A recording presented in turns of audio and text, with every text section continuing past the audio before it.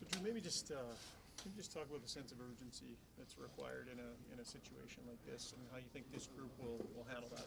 I think we'll handle it really well. Our lives are on the line. We didn't play a good game last game, and we always respond with a good game back. So we're excited for this game. We're confident, and we got to go get one win to start. There have been stretches where you guys have been able to dictate a ton of the play, offensive zone time, that sort of thing. Obviously, that wasn't the case last game. What do you think the difference is? We just weren't dialed in. We weren't connecting on plays. We had too many turnovers, too many all-man rushes. They played more of the game we like to play than we played. So that was the difference in the game, and we'll get back to playing our game. It's a matter of changing the style, because your two teams have such divergent styles. It's pretty easy to watch from upstairs and see which team's commanding the game. How do you get the command back? Forecheck, do well in the neutral zone, do good on breakouts, not give them odd man rushes. But I think most of all, just playing with heart, playing with grit. I think that's how we're going to get the job done. They're going to have that too, and we got to, overtake them in that department. So the history here is you guys get some games early in the series, but they get the late games in the series, and we all know how it ends. How do you not let that creep in? I haven't thought about that once, honestly. Right now we're in the present, where all the players are in the present. We know we got to win one game and try to get back on home ice. And what's happened in the past is in the past. There's different teams, different players. It really has no effect on this game tonight at all. We just got to go win a game. Drew, how long does it take? How long do you know when your team is in it and when it just doesn't have it that night? How long does it take? Well, you never really know for the whole game. Like, you can see, we didn't have it in the first period. Last game we didn't have it first. We didn't have it in the second. We were still, I think, 1-1 going into third. So we were like, oh, man, we're in a good position. We haven't played well. Turn it on for this third period. We can win a game. And unfortunately we didn't. But, it's shift by shift. You really don't know when you have it or don't have it, I wouldn't say. You guys have struggled hanging on to leads a number of times in this series.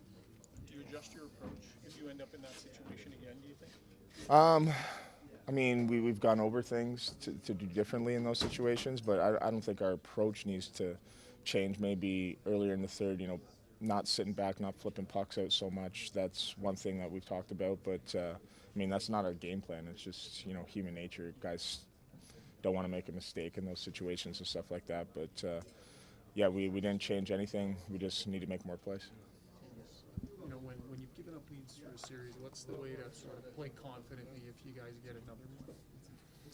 Yeah, I think you look at the leads we've given up. I think 6-on-5 stuff. We had chances to close those games out. We hit posts. We just gotta believe in our game and keep that confidence. You guys have played long stretches of good hockey in this building in games 3 and 4. Is that what maybe gives this group some confidence heading into game here tonight?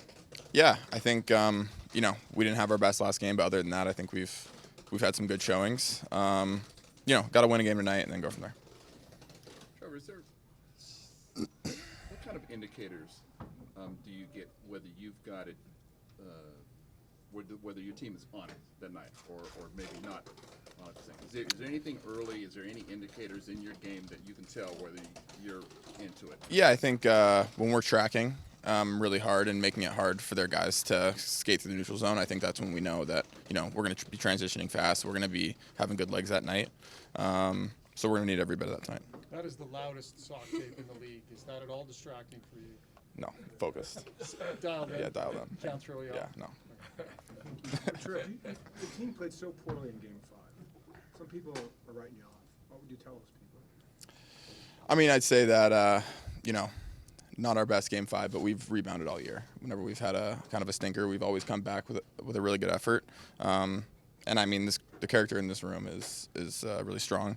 We're going to give it everything we have. So when you're up in the third, start the third period, should you just be forechecking like hell instead of playing the neutral zone? Hopefully we're up in the third period to be in that situation, but I don't know. I think they're going to have pushes. They have really good players. I don't think we want to start straying from good structure or anything like that. But yeah, we want to stay aggressive. We want to keep pressure on their D and make their guys play in the D zone. Was there much rallying the troops, so to speak, over the last 36 hours? I think the next day was maybe a bit of a disappointment that was our effort. But today everyone feels really good. I don't think anyone needs any rallying. We feel good. We feel confident.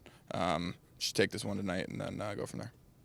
After game 5, the team played so poorly that some were writing you off, saying there's nothing left in this bank. What would you tell those people this morning? Well, I would say this. It's a long season, and during the season we played pretty well, pretty consistent, I would think, during the regular season. Had about 4 or 5 nights where we really played poorly, and I agree, we did play poorly.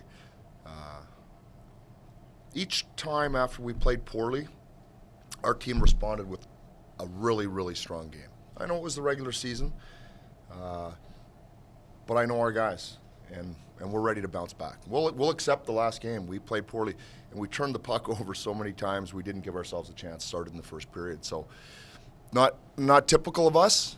We'll put it behind us. We bounce back. We have so far this year, and we will tonight.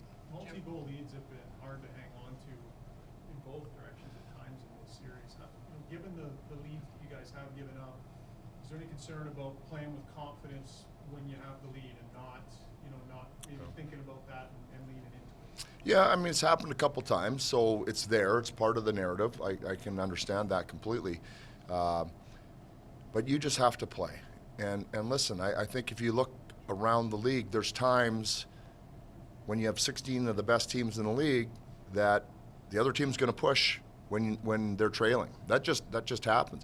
We played a really poor game the other night, and after Edmonton scored was probably the best we played. They're the most push we had. We had a little bit of time in the O-zone. We had some chances. So it's just human nature sometimes. But we've had a couple, and we've given up a couple. So it might be in the back of our heads, but I'm hoping we keep the lead tonight. Some of the narratives out there are that when you guys have these leads, that you're changing a style of play, or you're sitting back, that sort of thing. Is that, is there a change in tactic from the coach? And what do you think about this narrative?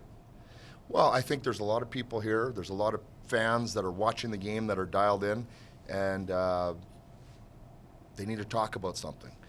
I sit back on Sunday and I watch football sometimes, and I go, hey, why are you guys giving up the lead? Be aggressive. Oh, they played prevent defense.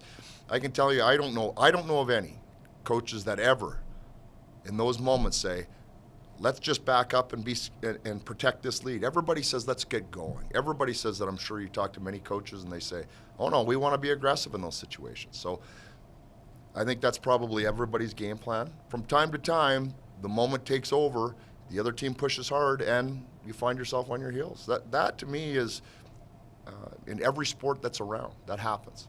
You try to avoid it as best you can. So, last one from me on this. What then needs to change so that maybe you can hold on to those leads a little bit better? If it's not a tactical thing, what's the difference there? Yeah, you just want your players to overcome that, and then in those moments, if they have an opportunity, to take them.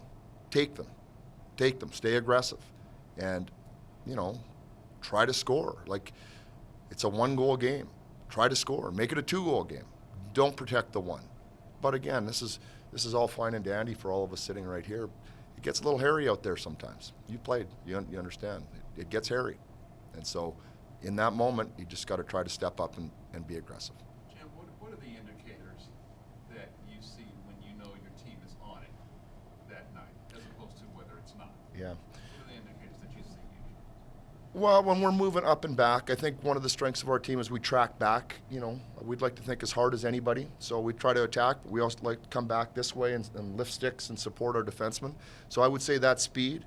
And the second part, which was so evident in the last game, was that we're getting pucks behind the defensemen and we're forechecking. We're using our speed that way too. When you turn pucks over and you give teams a short track, then it makes it difficult. Then you're in a situation where you might be trading chances, and that's not really the style of our team.